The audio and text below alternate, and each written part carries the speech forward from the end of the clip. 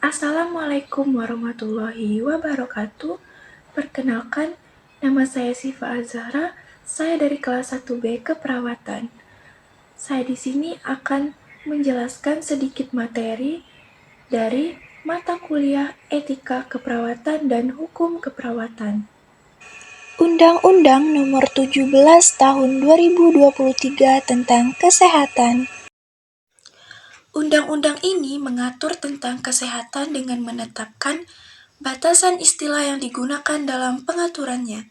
Undang-undang ini berisi mengenai ketentuan umum, hak dan kewajiban, tanggung jawab pemerintah pusat dan pemerintah daerah, penyelenggaraan kesehatan, upaya kesehatan, fasilitas pelayanan kesehatan, sumber daya manusia kesehatan, perbekalan kesehatan, ketahanan kefarmasian dan alat kesehatan, teknologi kesehatan, sistem informasi kesehatan, kejadian luar biasa dan wabah, pendanaan kesehatan, koordinasi dan sinkronisasi penguatan sistem kesehatan, partisipasi masyarakat, pembinaan dan pengawasan, penyelidikan, ketentuan pidana, ketentuan peralihan, dan ketentuan penutup.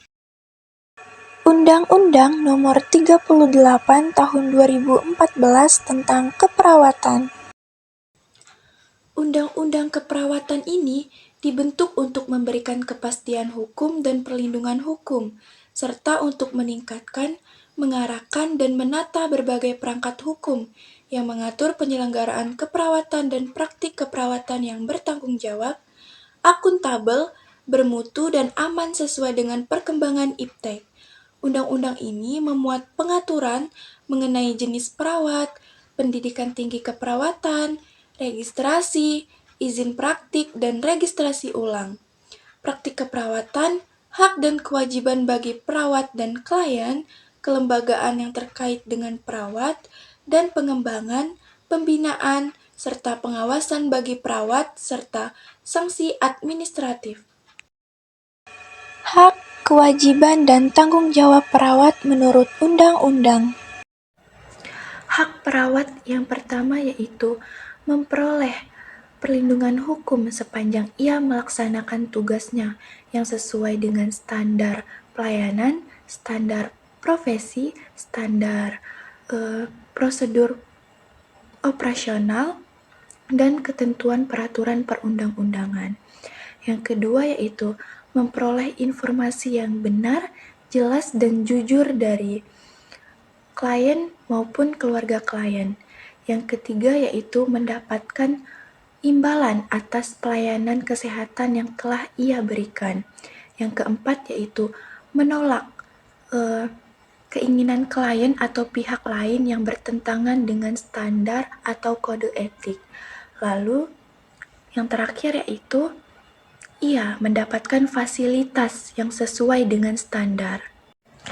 Kewajiban perawat yang pertama yaitu melengkapi sarana dan prasarana pelayanan keperawatan sesuai dengan standar pelayanan keperawatan dan ketentuan peraturan perundang-undangan. Yang kedua yaitu memberikan pelayanan keperawatan sesuai dengan kode etik dan standar pelayanan keperawatan.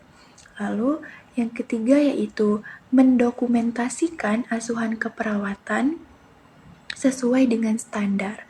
Yang keempat yaitu melaksanakan penugasan khusus yang ditetapkan oleh pemerintah. Tanggung jawab perawat yang pertama yaitu menjunjung tinggi harkat dan martabat manusia. Yang kedua yaitu menjunjung tinggi nama baik profesi keperawatan dengan selalu menerapkan perilaku profesional. Yang ketiga yaitu bertanggung jawab atas pasien yang membutuhkan pelayanan keperawatan. Yang keempat yaitu memelihara mutu pelayanan keperawatan yang tinggi disertai dengan kejujuran.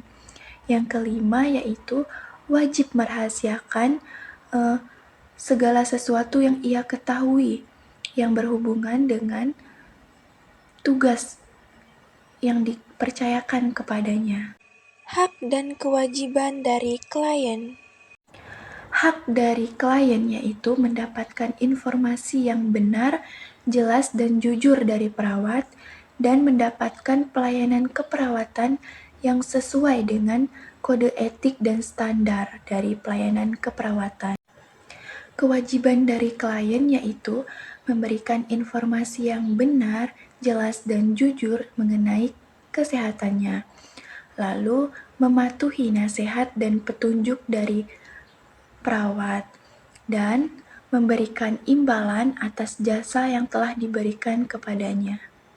Pengertian hukum kesehatan dan keperawatan. Menurut Undang-Undang Kesehatan Nomor 23 Tahun 1992, hukum kesehatan itu yaitu semua peraturan hukum yang berhubungan langsung dengan pelayanan kesehatan dan penerapannya pada hukum perdata, hukum administrasi, dan hukum pidana. Sedangkan hukum keperawatan itu merupakan segala peraturan perundang-undangan yang mengatur tentang asuhan keperawatan kepada klien dengan aspek hukum perdata, hukum administrasi, dan hukum pidana. Tujuan pengaturan hukum kesehatan dan keperawatan. Yang pertama ada meningkatkan mutu perawat, lalu yang kedua yaitu meningkatkan mutu pelayanan kesehatan, yang ketiga yaitu memberikan perlindungan dan kepastian hukum kepada perawat dan klien, dan yang keempat yaitu meningkatkan derajat kesehatan dalam masyarakat. Pengertian malpraktik dan kelalaian dalam praktik keperawatan profesional. Kelalaian adalah sikap individu dalam melakukan sesuatu yang dapat ia lakukan atau melakukan sesuatu yang dihindari oleh orang lain.